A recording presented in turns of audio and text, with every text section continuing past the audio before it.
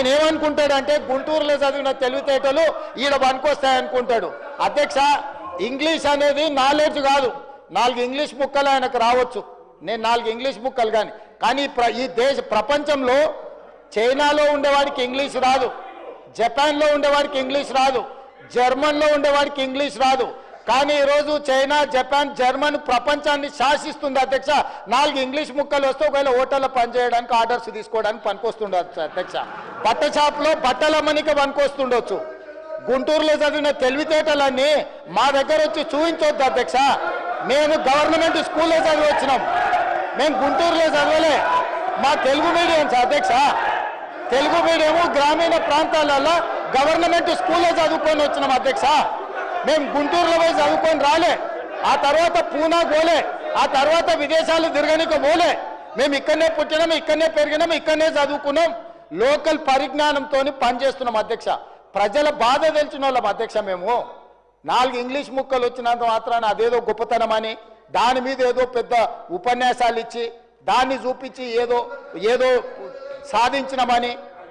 కాబట్టి ప్రపంచంలో అత్యధికంగా ప్రపంచాన్ని శాసిస్తున్నది చైనా, జపాన్, జర్మన్. ఆ దేశంలో ఎవరికేం ఇంగ్లీష్ రాదు, కానీ వాళ్ళు ప్రపంచాన్ని శాసిస్తున్నారు, ఆర్థిక వ్యవస్థను. అట్లాంటిది ఈరోజు తెలంగాణ రాష్ట్రంలో ఒక రైతు కుటుంబం నుంచి వచ్చి, గ్రామీణ ప్రాంతాల నుంచి వచ్చి గవర్నమెంట్ స్కూల్లో తెలుగు మీడియంలో చదువుకున్న నేను ముఖ్యమంత్రి అయితే ఎందుకు మీకు కడుపుమంట? ఏందా బాధ? అసలు కళ్ళల్లో నిప్పులు పోసుకుంటారు అధ్యక్ష. నేను కనిపించగానే ఆయననే చూడనికనే వస్తలేడు, చూస్తే అదేదో పాపమైంది అన్నట్టు. కాబట్టి ఇప్పటికైనా దయచేసి ఈ 5 ఏళ్ళు కాదు, వచ్చే 5 ఏళ్ళు కూడా, ఈ 5 ఏళ్ళు కాదు, వచ్చే 5 ఏళ్ళు కూడా మేమే ఉంటాము. మీరు అక్కడ ఉండాలనుకుంటే సలహాలు ఇవ్వండి. పెద్ద ఆయన మీకు కుర్చీ ఇయ్యాడు. నేను మళ్ళీ కూడా చెప్తున్నా, పెద్ద ఆయన గురించి నీకెంత తెలుసో తెలియదు కానీ నాకు చాలా తెలుసు.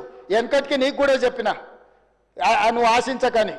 ఇప్పుడు కూడా నేను చెప్తున్నా, పాపం ఉండనియండి, పెద్ద మనిషి తెలంగాణ కోసం కొట్లాడిండి అని మీరే చెప్తారు.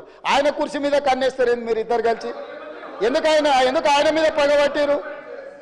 కుటుంబంలో పెద్ద దిక్కు ఒక ఆయన ఉండాలి, పెద్ద దిక్కు ఉంటేనే గౌరవం ఉంటుంది. పెద్ద ఆయనను కూడా ఖతం చేసి కుర్చీలో కూర్చోవాలనే స్కీమ్లు వేయకండి. ఇంతకుముందే నేను కాగితం తెచ్చిస్తే ఏందో అనుకున్నా, మా వాళ్ళు చెప్తున్నారు, గతంలో నేపాల్ యువరాజు దీపేంద్ర తన కుటుంబంలోని 8 మందిని AK-47 పెట్టి కాల్ చేసిందట, పదవి ఇవ్వలేదని. నేపాల్ రాజు వాళ్ళ పిల్లగాడు కుటుంబంలో పదవులు ఇస్తలేరని రాత్రి డిన్నర్కి పిలిచి AK-47 పెట్టి ఇంట్లో వాళ్ళందరినీ AK-47 పెట్టి కాల్ చేసిందంట. అట్లాంటి పరిస్థితులు తెలంగాణలో రాకుండా చూడండి అధ్యక్ష. వారికి చెప్పండి, వారు చదువుకుంటే చదువుకున్నారు, గుంటూరు తెలివితేటలు ఉంటే ఉన్నాయి, అవి ఉపయోగించి తెలంగాణకి ఏమైనా ప్రయోజనం చేకూర్చేటట్టు చెప్పమని చెప్పుండ్రు అధ్యక్ష.